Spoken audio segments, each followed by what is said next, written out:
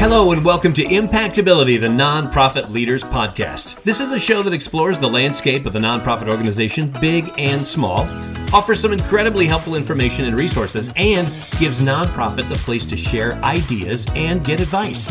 I'm your host, Joe Turner. Our show is sponsored by Sukup Strategic Solutions, offering a wide variety of services to help nonprofits maximize their impact. So let's get into solving the problems that might be plaguing your nonprofit.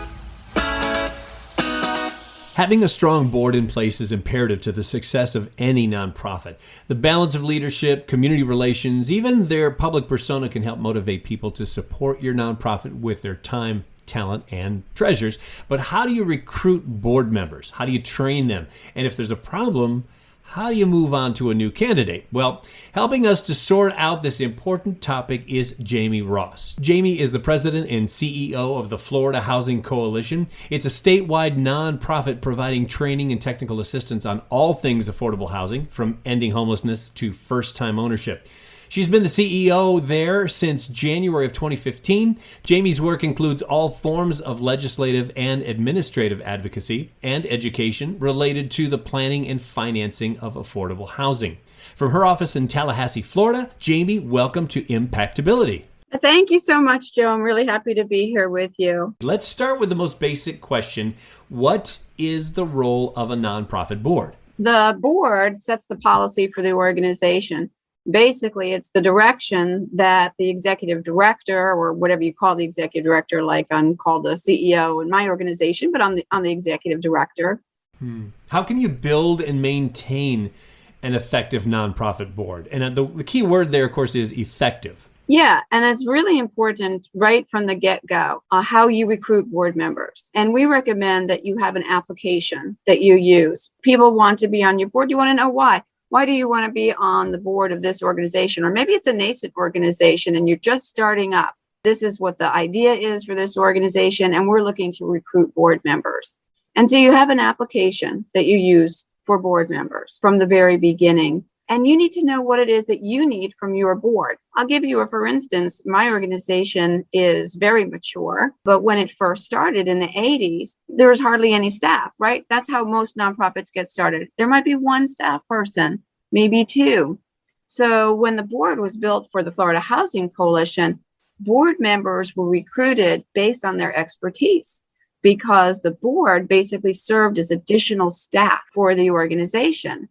And that might be true for many nonprofits out there, that they're looking for board members who have the expertise to actually help the staff before the organization gets built up and has the money to hire additional people. They're basically going to be like free staff members that aren't getting paid. So that may be what you're looking for as a nonprofit in recruiting board members. You might also be looking at board members who are going to raise money for the organization. Very frequently, nonprofits look to their board as fundraisers for the organization. And some people may fill that role, but it's unlikely that every board member would be there because of their ability to raise funds for the organization. One thing that I think it's important for nonprofits to be cognizant of when you're recruiting board members who you expect to be fundraisers is that you make sure that your organization is going to be a top priority for them. And what I mean by that is you may recruit a board member who's well-heeled or well-connected in your community, and you think, okay, I want this person to be on my board because they're going to raise money for my organization. So you need to stop and make sure when you're recruiting that board member that they really love your organization. They're going to be a champion for your organization. Find out if you will be their priority, because they may be on the board of a half a dozen different nonprofits, and some of those might really be where their passion lies. So it is important to recruit board members who will raise money for the organization, and it's important for you to make sure you're recruiting the right people for that. They really have to be bought in. That's right. Yeah. So how do you find a board member candidate who's willing to really, get in the trenches with the rest of the nonprofit team? Yeah, typically, and if you're talking about a local nonprofit, you're probably going to easily identify those people. because they're involved in what it is that you're involved with, or you're going to meet them through, networking and that sort of thing. Pretty much that's the way, you look for those board members. You're probably not going to be finding someone that you don't know or doesn't know you. And really important for recruiting board members is making sure that you, as an executive director, let's say we're starting out, that you are giving the board members what they need. And that is an orientation and an understanding that when they serve on a board, that they have a fiduciary duty to that board and that they don't have any conflicts of interest. You should also have a fiduciary duty and no conflict document that a prospective board member is going to be able to execute. It's serious business when you come on a board. If you find that a board member actually breaches that fiduciary duty, or you would have to terminate that board member. And we're going to get into that topic a little bit later on, because that can be a touchy subject. So hold that thought. Let me ask you this. Is it safe to say that it's all about how much the board member embraces the mission? I mean, is that a basic? Yes. I mean, you absolutely want to bring on board members who, when they talk about your nonprofit, they use we. They don't say you, right? So they're part of the team. And you really know that when people talk about your organization. If you got board members who are saying you, well, what you do instead of what we do, then that's a good tip off. They're not really embracing the mission of the organization. So yeah, you want your board members to be champions for the organization. In other words, not so much I, but we. Yes, but really it's the you more than I. So when you have board members and they say, well, when you do this, talking about the organization, when they should be saying when we do this, talking about the organization. Yeah. We're talking with JAIMIE Ross all about boards, board members, and some incredible advice so far, and we're just going to keep plunging into it. When it comes to a good board member, what skills do they need to have when they come to be on your board at your nonprofit? That completely depends upon what skills you need in your nonprofit. Right. If you need them to have expertise to help you as an unpaid staff member, then you're looking for those skills. Most frequently, people like to have a lawyer on their board. They like to have those skills. They like to have someone who's an accountant. Maybe that person could be the treasurer.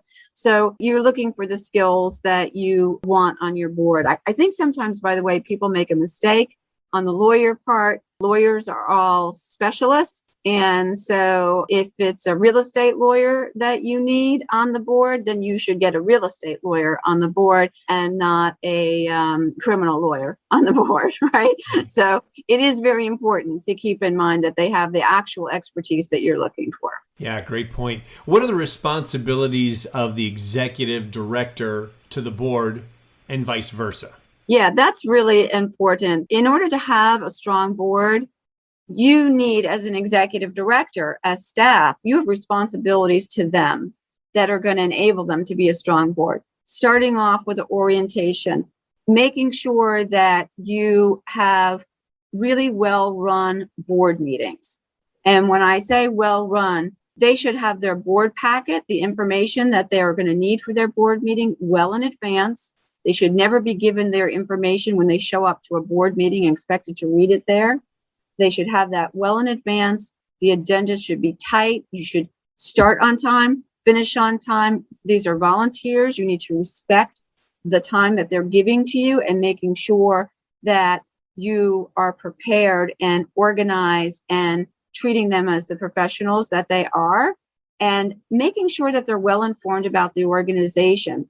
If you want them to say we and feel that way, then you, as an executive director, need to make sure that they are treated that way by not finding out about something the organization is doing when they're at the supermarket, that they know what the organization is doing all the time, because the executive director is keeping them apprised of what the organization is doing. That's very important. We were talking before the show, and you said something that I wanted to make sure we talked about on the show. And I really liked what you said. And I know as soon as I ask this question, there's going to be so many people who are going to roll their eyes and say, oh yeah, what is the difference between sitting on a board and serving on a board? Because we hear both so many times. Right. That's very true. And that is something that has to do with an effective board, right? So you don't want people who are just sitting on the board, which means that they come to board meetings, but that's about it. They're not really serving the organization. You really want your board to serve your organization. And again, that gets back to the question you asked me earlier about what the executive director's role is vis-a-vis the board. So you might actually have board members who want to serve the board, but they've never been asked. So they just come and they sit on the board. So this also gets back to, if you recruited them for good reason, you probably had an idea that they were going to be of service. So make sure that you are asking them to be of service. Are you involving them on a committee and allowing them to move the mission of the organization forward, in contrast to just sitting on the board, just showing up at meetings? So it really is a two-way street. But if you find that, I'm really trying to engage this board member, but they're really just not interested, they're really just interested in sitting on the board, that's where it really helps you to have a set of bylaws that speaks to the term of board members and how you can move on and get additional board members. So I recommend that you do have term limits.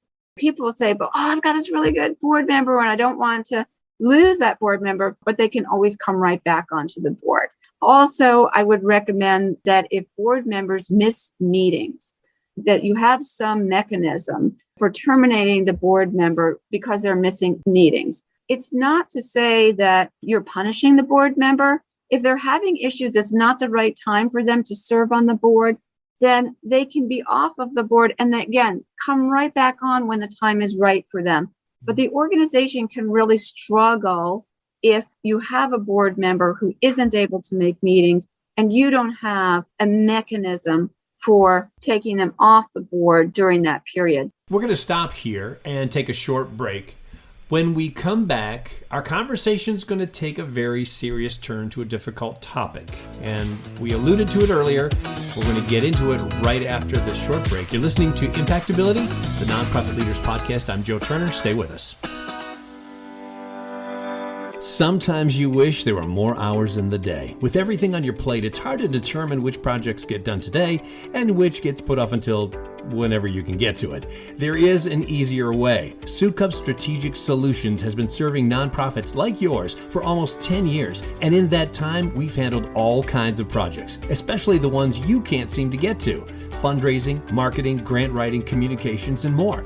With Sukup Strategic Solutions, you'll have a team of marketers working for you, solving marketing issues sooner, grant writers that have written hundreds of grants, communications experts who can help get your message to your constituents, and certified fundraising executives with the knowledge and expertise to help you raise more money. You'll have more hands on deck, reduce overhead, and increase efficiency.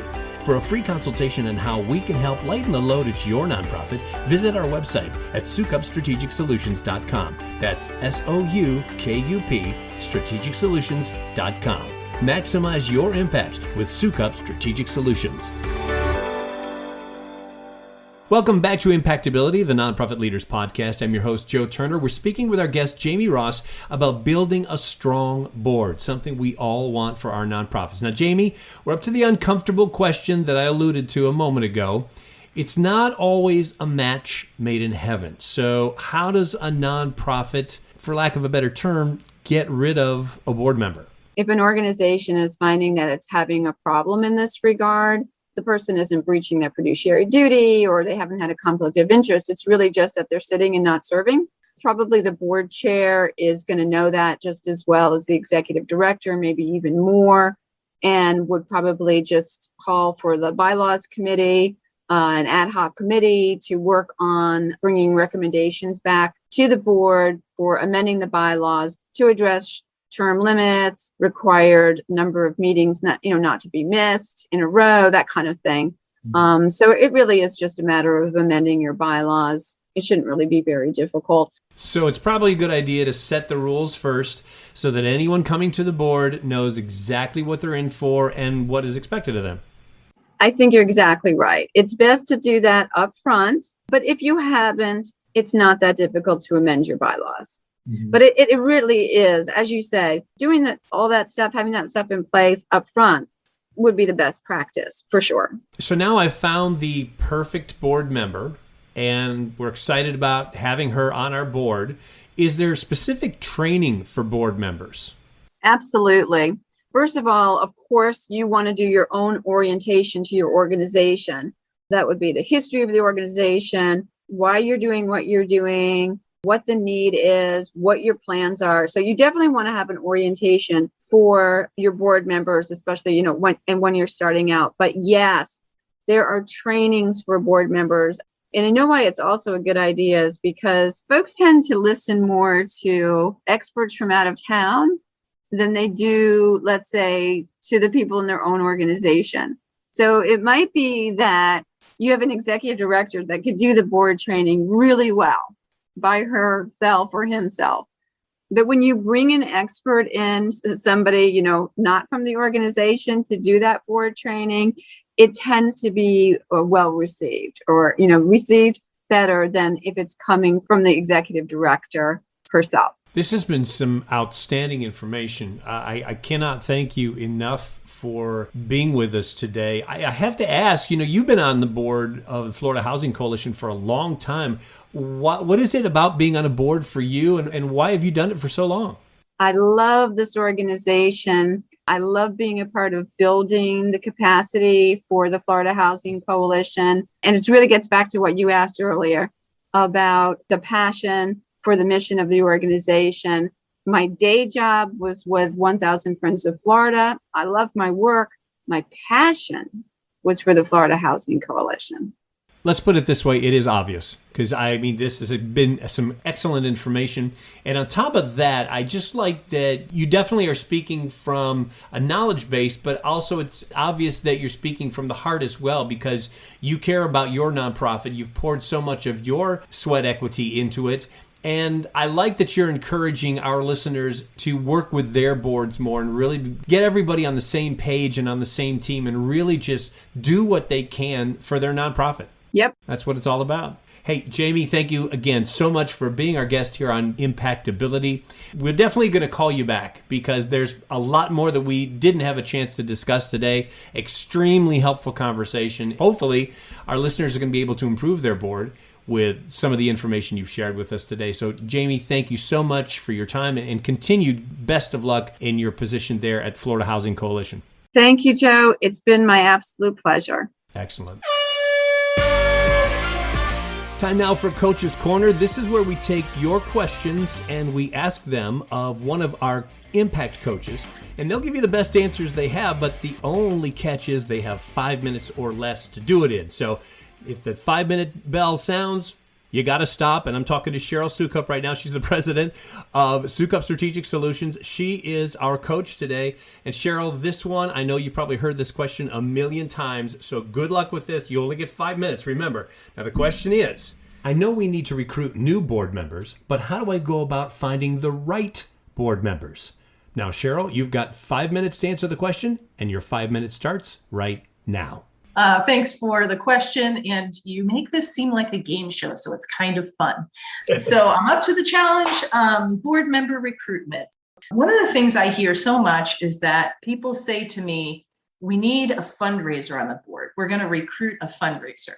And I challenge you to think about this. Fundraisers are not born, they are made. There are many people who come to boards who have never fundraised before, yet they become wonderful, effective, amazing fundraisers. There's a few key things that you're looking for. Number one, you want to match that board member and their ability to give themselves, either personally or through their business, to kind of the size of your need. So you don't want to recruit board members who can give $100 a year when really what you need is somebody that can make a gift of $10,000 a year. If you want all your board members to make a gift, either personally or through their own business, $10,000 a year, that's the capacity that you're looking for in a board member. Likewise, you're going to want board members who are willing to leverage their own contacts within their their social and professional networks on behalf of your organization. You want board members who are going to go out into the community and talk about your organization, advocate for your organization, and interest people in giving to your organization. So you want to look for board members who are going to do that for you. So it's important to have discussions with them about the need or requirement for being a part of fundraising and determine whether or not they're willing to do that before you ask them to join the board. One of the most important things is, do the board members that you're considering share your values? And you can determine that by sharing the values of your organization with them and ask them to talk a little bit about how those values resonate with them and why. I think another thing to consider in board member recruitment is diversification of your board. This is a best practice within boards. And a lot of people struggle with this and say, well, how can I diversify my board? It's really hard to find board members at different ages and of different race and ethnicities. You really want to think about diversification in many different aspects. You want them to all be the same in terms of the sharing the values that your organization has. But then after that, you really want a diverse set of board members. And so how do you know who you have and what you need? One really great tool that you can use is a board matrix, looking at all of the different characteristics of board members, from their demographics, where they live, how old they are, what age range they're in, their socioeconomic status, such as an income range or whatnot, thinking about skills and knowledge that they have. And so you can learn a lot of these things, even down to whether or not they feel that they have access to gifts of certain sizes or access to volunteers and influence over recruitment of volunteers. All of these things could be learned from a board member questionnaire. And so you can ask your board members in a questionnaire to learn what you do have. And then you want to be recruiting specifically for gaps.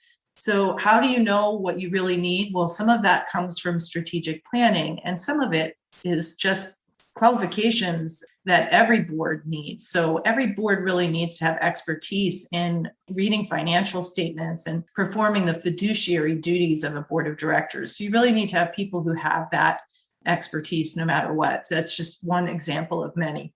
You really need policies and procedures for recruitment of board members. And then following that, also nomination and election of board members.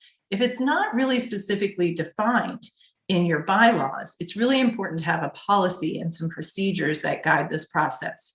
What I've often seen happen is that people are so quick to add somebody to the board that their election gets pushed right through. And some board members wonder, how did this person even get on the board? So it's really important to have a very specific process outlined that everyone understands.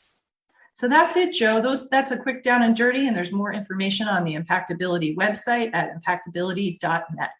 And Cheryl, my alarm just went off. You got it just under the gun, so congratulations.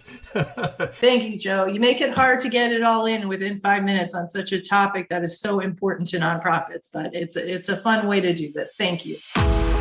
If you've got a question for Coach's Corner, we want to hear from you. Email them to us at impactcoaches@impactability.net. Again, that's impactcoaches@impactability.net. And if you want to reach me, my email address is joe.turner@impactability.net. If you enjoyed today's episode, be sure to subscribe to the show in your favorite podcast app, and that way you'll get new episodes downloaded just as soon as they come out. Also, please give us a review or a rating so that your peers in the nonprofit industry can find us as well. I'm Joe Turner. Thanks for listening, and thank you for all you do to make the world a better place through your nonprofit.